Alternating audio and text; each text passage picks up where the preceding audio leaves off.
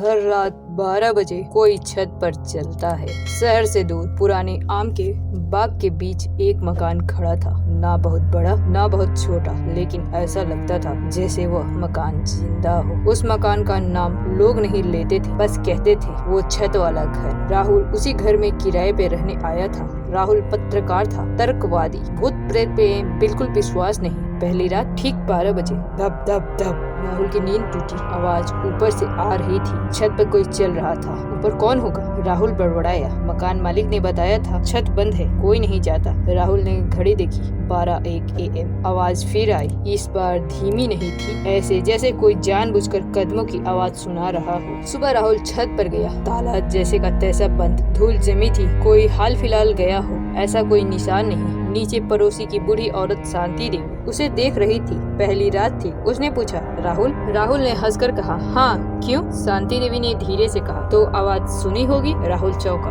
आपको कैसे पता? बूढ़ी औरत ने आंखें झुका ली। इस घर में हर रात 12 बजे कोई छत पर चलता है। राहुल ने तहकीकात शुरू की। पुराने रिकॉर्ड, अखबार की कटिंग। पिछले 12 सालों में इस घर में 5 लोग रह चुके थे। सभी एक ही बात कहते थे, रात 12 बजे छत पर कोई चलता है। 3 लोग पागल हो गए, एक ने आत्महत्या कर ली, एक अचानक गायब हो गया। सभी की आखिरी शिकायत कदमों की आवाज और किसी के खड़े होकर देखने का एहसास। दूसरी रात राहुल जाग रहा था। घड़ी की सुई 11:59। उसका दिल तेज धड़कने लगा। 12 धप धप धप। इस पर आवाज रुकी नहीं। फिर छत से कुछ गिरा, छपाक। राहुल ऊपर भागा। छत पर एक पुराना जंग लगा कंगन पड़ा था और उसके हाथ खून की सूखी बूंदे। कंगन पहचान में आया। राहुल ने जब पुरानी फाइल देखी तो पता चला 12 साल पहले इस घर में मीरा नाम की एक लड़की रहती थी। वही पहली मौत मीरा गर्भवती थी और एक रात छत से गिरकर मर गई। रिपोर्ट में लिखा था आत्महत्या, लेकिन गांव वाले कहते थे उसे किसी ने धक्का दिया था। तीसरी रात राहुल बाथरूम में था। आईने में उसने किसी को पीछे खड़ा देखा। मुड़े बिना बोला, कौन है? आईना धुंधला हो गया और धुंध में एक औरत का चेहरा उभरा, आंखें काली, मुंह से खून टपकता हुआ। धीमी आवाज, हर रात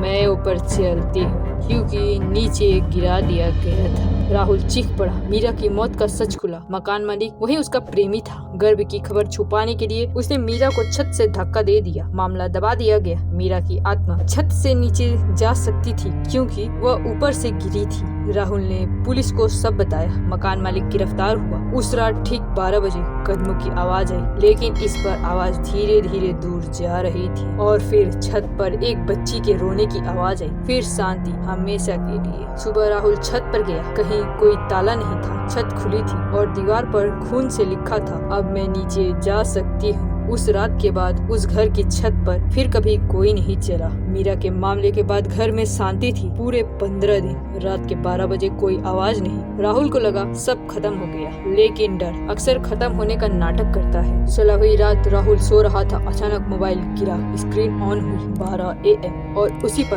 धप। एक ही कदम, बस एक। राहुल उठ बैठा। नहीं, उसने खुद से कहा, अब कुछ नहीं है। लेकिन फिर धप धप। इस बार चाल बदल चुकी थी। ये कदम मीरा जैसे भारी नहीं थे, ये हल्के थे, जैसे किसी बच्चे के। राहुल छत की सीढ़ियों के पास पहुंचा। तभी एक हल्की सी हंसी, खिलखिलाती नहीं, टूटी हुई, जैसे कोई बच्चा रोते रोते हंसने की कोशिश कर रहा हो। राहुल के हाथ कांपने लगे। मीरा तो जा चुकी थी, फिर ये कौन था? उसने धीरे से पूछा, कौन है वहाँ? छत से आवाज आई, माँ चली गई मुझे छोड़कर। राहुल की सांस रुक गई। राहुल को याद आया, मीरा गर्भवती थी, उसका बच्चा कभी जन्मा ही नहीं। पोस्टमार्टम रिपोर्ट में एक लाइन दबा दी गई थी, भ्रूण की मृत्यु माँ की मौत से पहले हो चुकी थी। मतलब मीरा की आत्मा तो मुक्त हो गई, लेकिन उसका बच्चा उस रात छत पर। राहुल ने जो देखा उसने उसकी जिंदगी बदल दी। एक छोटा सा साया नंगे पैर छत के कोने से कोने तक भागता हो और हर बार गिरने से ठीक पहले रुक जाता, जैसे डर अभी भी उसी पल में फंसा हो। राहुल ने रोते हुए कहा, तुम्हारी माँ को इंसाफ मिल गया, अब तुम भी जा सकते हो। साया रुका, धीरे से बोला, माँ तो चली गई पर मैं कभी पैदा नहीं हुआ।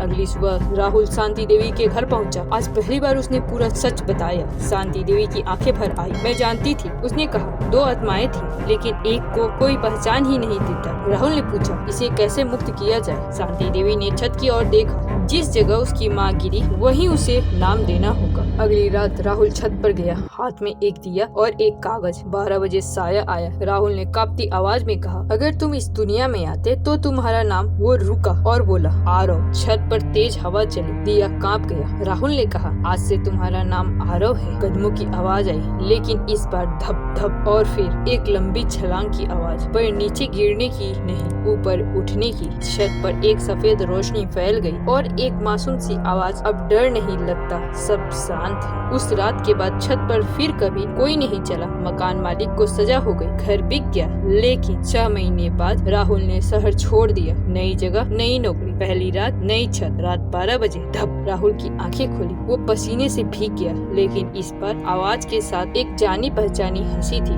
धीमी सुकून वाली, और एक फुसफुसाहट, डरना मत, मैं बस चलना सीख रहा हूँ। राहुल की आंखों से आंसू बह निकले। कुछ आवाजें डराने नहीं आती, वो बस बताती है कि हर कहानी पूरी होकर भी शांत होती है।